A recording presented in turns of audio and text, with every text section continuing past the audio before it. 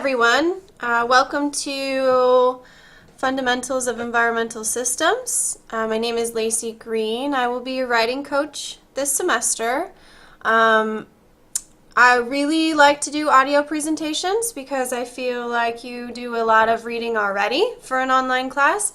And it's kind of like, maybe you're in the classroom or whatever listening instead of sitting there reading. So be prepared to have lots of audio presentations throughout the semester about APA and what's expected of you out of this research project that Dr. Gross has assigned.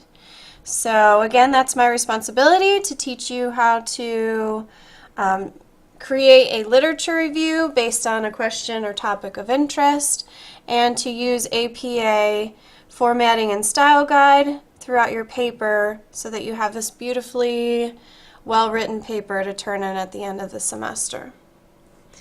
All right, so first, let me see here.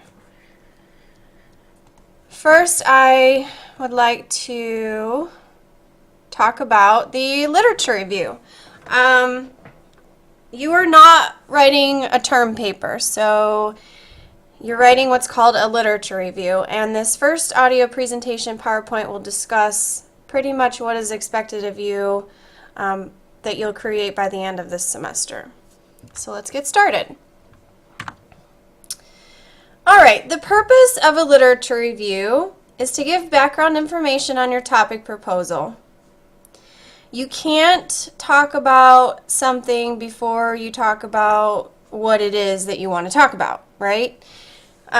So for example, you can't talk about different methodologies to heal, say, a knee injury without talking about the knee injury itself and the different methodologies that are used. The literature review also provides support for your topic or your question through literature and sources. Also rejects through literature or sources. You could also supplement your topic or question with literature and sources. Or you can demonstrate a gap. Usually, theses and dissertations will demonstrate a gap in the research, and it is the student's responsibility to find that gap and essentially perform a research proposal, including materials and methods, results, discussions, conclusions, to fill in that gap. For the sake of this particular class, you won't be doing it. What you will be preparing is the literature review part of it. So it's just a tiny, tiny section of a research proposal is what you will be responsible for. So in other words, the literature review will describes, compares, contrasts, and evaluates the major theories, arguments, themes, methodologies, approaches, and controversies in the scholarly literature on a subject. It also connects, compares, and contrasts these arguments, themes, and methodologies, etc. So we've got a lot of describing, comparing, contrasting, and evaluating, right? That's what you'll be doing in this literature review. Successful literature reviews cite the sources relevant to your topic. Citing sources meaning in-text citations. The format you'll use for that is APA, and I will teach you APA throughout the semester. You'll also, again, compare your literature to each other. So this literature says this, and this literature agrees, right? You'll contrast the literature to each other. This source says this study says that. And then you will take that literature and compare and contrast it to each other, but with regards to your topic. You'll critique the literature, which means to be persuasive but remain subjective. So you shouldn't have any objective opinions in here whatsoever. Your ideas need to be supported by literature. Because this is not original research, you're not going to have original ideas that you can, say that you can successfully put in this literature review. Everything that you say has to be backed up by a source. And then finally, you'll connect the literature to your research, or to your question, or to your problem, and to your purpose. Now, you must think critically. Again, this is not a term paper or a book review. You are not reading one source and writing a synthesis on it. You are meshing together a whole bunch of sources, and you're attacking your question and problem from all angles. So you need to think critically. You need to know where you're going and how you're going to get there. And that takes critical thinking. So think of the literature review as, look at all these sources, right? They're attacking your topic, problem, question, purpose, and goal from all angles. Most of what your literature will be is supporting, right? You'll have supporting literature. You don't want to go in and say, here's the problem, but here's why it's a problem because this literature says this and I agree with it. So you're going to have supporting sources, most of them. Then you'll have supporting sources that go around your topic, so that are not necessarily about your topic, but they're about something that is about your topic, or a different area of your topic. And then you'll have contrasting sources that go around your topic. Not very many of those, hopefully, unless you're trying to disprove them. You don't want to disprove yourself. You want to disprove, when you're using contrasting sources, you don't want to disprove yourself. You want to disprove what they've said. So writing the literature review. It needs to have a clear and concise introduction. You need to find quality sources that aren't older than 7 years. These come from peer-reviewed journals or articles. They come from large population studies. The smaller the population of the study, the less generalizability, that's a big long word, and the inability to generalize to different populations. So the larger the study, the more accurate the results. You can also get it from organizational sources, for example, the Department of Education. What else?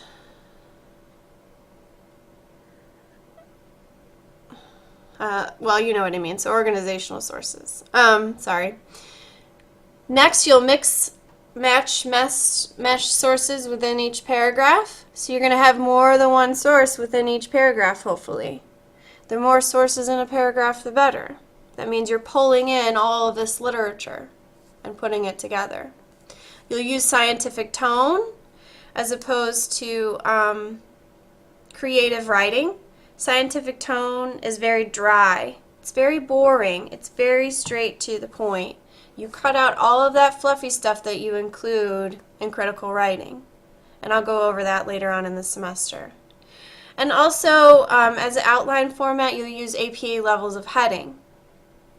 APA levels of heading essentially separate the paper into its main topics and give the reader some form of flow throughout the paper, some flow of ideas, so they don't get lost. Again, I'll talk about APA later on in the semester.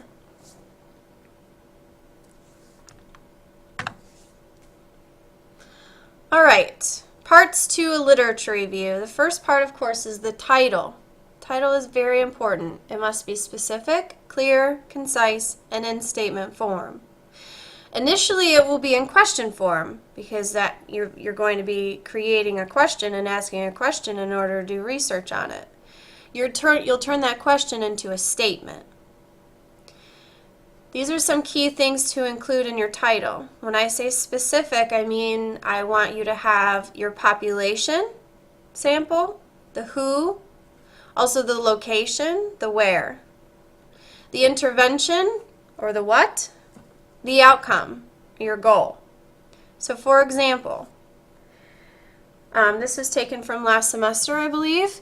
Comparison of effective methods at reducing nutrient deposition that contribute to the eutrophication of the Chesapeake Bay.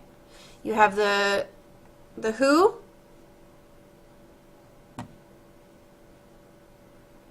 right? The where, Chesapeake Bay. The intervention, effective methods at reducing nutrient deposition. And the comparison is your goal. You need to have all of these things to have a specific title. And it needs to be specific. The more specific, the less likelihood of getting lost while you're writing the paper. And you can really hone in on the type of literature and sources that you want to include and studies that you want to include while you're writing your paper. The next part is the abstract. The abstract is one succinct paragraph, 150 to 250 words. It's written last. After you finish your literature review is when you should write your abstract. Why? Because it includes results and conclusions. You're not going to have results and conclusions until you analyze and synthesize your data or your literature. So it needs to be written last. You'll have an objective, which is basically the rationale or the purpose for writing your study, your research. Materials and methods. Results and conclusions. Your abstract does not include a thesis sentence. I do not want to see a thesis sentence in there. Your thesis sentence goes in your introduction. So the abstract will not have your thesis in it. Period. One paragraph. All right. The next part to a literature review is what I like to call the pre-lit. The pre-lit includes the introduction. In the introduction, you should try to use statistics, if possible, to demonstrate the problem. Be clear and concise. The introduction includes a rationale for the topic and the question. You need to include your purpose for writing the research, writing the lit review, and you need to include your goal. You'll also have your thesis sentence in here, in the introduction.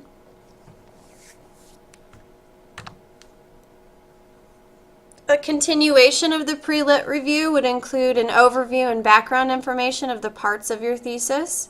Again, you can't talk about a problem without first discussing the parameters of the problem.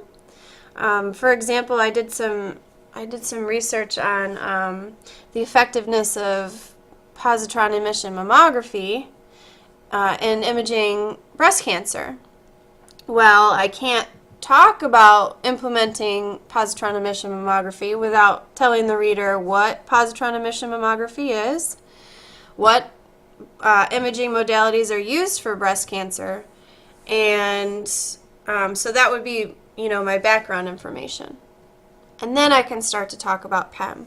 You have to give the reader some solid ground to stand on before you start talking about your the problem and how to attack the problem or how to support the problem with your literature. And then here's where you'll have, definitions. The next part of a literature review would be the body. This is important. The entire literature review is supported by literature, right? Sources. But it's written in your own voice. Essentially, you will have a paraphrased paper of all of your sources, written by you, synthesized by you, but kept subjective. The only thing that should be you in this paper is your voice, is how you write, and scientific tone. Otherwise, it will be subjective. The body, here's where you'll compare, contrast, synthesize sources for your purpose. You may include possible solutions to the problem, current discoveries, general conclusions, past, present, or future methodologies. This is the meat. The body is the meat of the literature review. Next is the conclusion. Conclusion is one paragraph that reiterates the main points of your literature review. There are no citations in the conclusion. Summary of general conclusions. So any ideas or any analyses that you came up with while you were writing your literature review should go in the conclusion section. You also want to include a summary of agreements or disagreements within the literature. It is one succinct paragraph. If you need to write more than one paragraph, then you'll need to include a discussion section above the conclusion, before the conclusion. And the references. This is important. APA is different than MLA. For APA, only the references that you have cited within the text should be included in the references section. In MLA, it's called a bibliography, and anything that you even remotely looked at or perused goes in the bibliography. It doesn't necessarily have to be cited within the text. This is completely different, APA. If you did not cite that reference in the text, it shouldn't be in your references section. So cite everything or get rid of it. The references should be in alphabetical order. This is not AMA, so you won't have those high superscripts. Numbers 1, 2, 3, 4, 5, 6. In order for the reader to locate a source that you've cited in text in APA, it must be in alphabetical order, otherwise it could take all day to go through them all. And then your references will be in APA format, and again, I'll go over that later on in the semester. Finally, you'll have your tables and figures. Any supporting tables and figures are included at the end of the paper after the references. You should have no tables and figures inserted within the body of the paper. They will go at the end. They're referenced in the text, meaning as shown in Figure 1 or as demonstrated by Table 1, right? They occur in the order in which they appear in the text. So in the order in which they appear in the text, it should be Figure 1, Figure 2, Figure 3, Table 1, Table 2, Table 3. And then down below, they should correspond. Table 1, Table 2, Table 3, Figure 1, Figure 2, Figure 3. Tables and figures require a title, they require a caption, and they follow APA format. Again, APA later on in the semester. This is a useful template. First, you have your title, clear, succinct. Includes all of the population, intervention, and outcome. Your abstract, which of course will be written last. And then you'll include your title again. You'll begin with your introduction paragraph. Do not put the word introduction in there. In APA, it's implied. You will have your title, and then immediately following is your introductory paragraph. It is not labeled introduction, so don't put it in there. Then you'll have your background information. These two collectively are what I call the pre-lit review, right? Pre-lit. Here, the body, the literature synthesis. This is the bulk of your paper, the most important part. Your conclusion, one paragraph. References and tables and figures. This is how it should look collectively. All right, and this is the source that I used for that quote that I cited earlier. Okay, so that lecture was about the literature review. This is what you will give to Dr. Gross at the end of the semester. This will be what I will be helping you with throughout the semester. I taught you about the different parts throughout this presentation in semi-detail, you know. So for the rest of the semester, I will teach you APA. Now that I've given you a foundation so that you know exactly what's expected of you, now I'm going to teach you how to do it and how to do it in APA style. If you have any questions, again, please don't hesitate to email. You can text me. You can call me. You know, I've always got my phone. I'm not always at the computer, so if you need something right away or if you're having trouble with something right away, just shoot me a text. I have unlimited text messages, which is good. So anyway, I hope everybody has a great semester, and please, again, let me know if you have any questions. Thanks.